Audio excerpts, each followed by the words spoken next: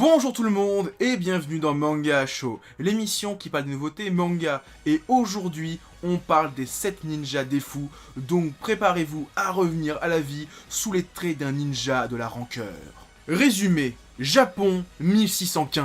Arrivé au pouvoir en écrasant Hideyori Toyotomi, Ieyasu Tokugawa compte bien asseoir son autorité dans le temps. Il forme donc une milice qui a pour mission de traquer les survivants du clan Toyotomi. Ceux qui s'opposent à lui sont exécutés par le dieu de la guerre. Cependant, 7 guerriers de l'ombre font leur apparition.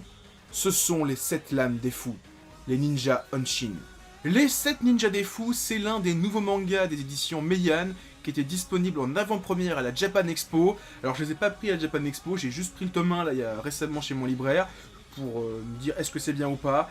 Je vais sûrement me prendre très prochainement le tome 2 parce que j'ai pas mal kiffé ce tome 1. Alors j'avoue que le résumé ne vend pas vraiment du rêve, parce que c'est plus une sorte de contexte de l'histoire de la série. Parce que très clairement ce que je vous ai résumé au dos de la couverture, c'est clairement pas ce qui se passe dans le tome 1. L'histoire c'est qu'on a une jeune fille, une fille de samouraï, qui est plus ou moins traquée par la milice de Tokugawa, et donc elle va rencontrer des ninjas.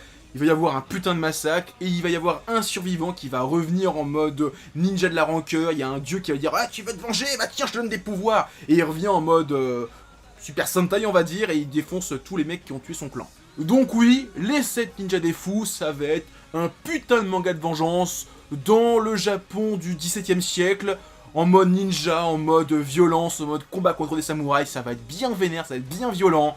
Déjà le tome 1 est pas mal violent et je pense que les tomes suivants vont être très violents. Et vis-à-vis de comment s'est déroulé le tome 1, j'ai pas encore eu le tome 2, mais je pense que les 3-4 premiers tomes vont introduire les 7 ninjas des fous. Parce que là, à la fin du tome 1, il y en a un seul qui est là, c'est vraiment le héros sur la couverture.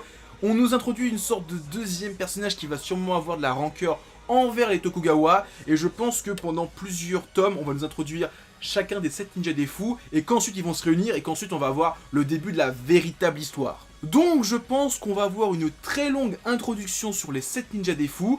Peut-être que je me trompe parce que j'ai pas encore lu le tome 2, mais quand j'ai fini le tome 1, c'était l'impression que j'avais, parce qu'on finit une sorte d'histoire avec le personnage sur la couverture, et on nous lance une autre intrigue avec un autre personnage dans une autre région du monde, qui, je pense, va se faire tuer, va revenir à la vie en mode ninja de la rancœur, et ainsi de suite pendant 3-4 tomes, on verra dans le tome 2, peut-être que je me trompe, et en tout cas c'est l'impression que j'ai en lisant le tome 1. On va donc avoir une histoire de vengeance de 7 ninjas dans un contexte japonais fantastico-historique.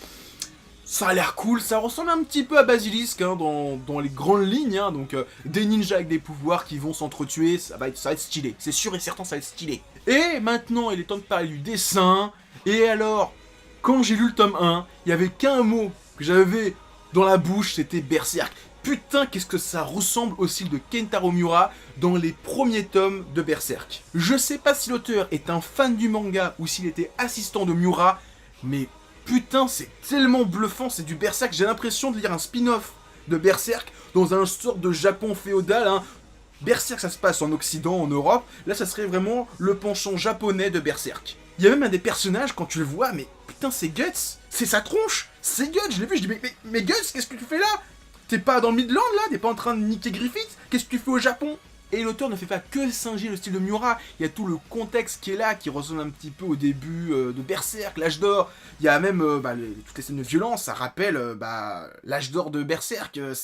Ouais, il y a vraiment ce côté graphique qui ressemble pas mal à Berserk, mais même en termes d'histoire, en termes d'ambiance, on pourrait croire que c'est vraiment une sorte de spin-off japonisant de Berserk. Ça peut paraître rabaissant de dire ça, mais je pense que la fanbase de Berserk, si vous kiffez Berserk pour les bonnes raisons et pas juste le côté « Oh oh, c'est Gus qui tronche des monstres », vous allez kiffer ce manga, parce qu'il y a vraiment une partie de l'essence de Berserk qui est dans ce titre, avec une sauce très japonaise. En conclusion, j'ai pas mal kiffé les 7 ninjas des fous, je vais sûrement me prendre très prochainement le tome 2, si vous êtes fan de Berserk, je l'ai déjà dit 10 000 fois, tentez l'expérience, prenez le tome 1, je pense que vous allez pas mal kiffer.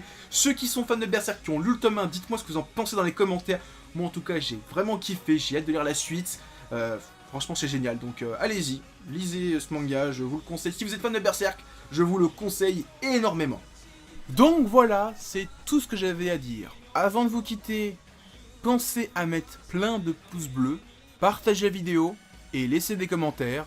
Et surtout, en description de cette vidéo, vous trouverez des liens pour aller sur mon Facebook, mon Twitter et mon Discord. Allez, à plus tout le monde et continuez à lire des mangas.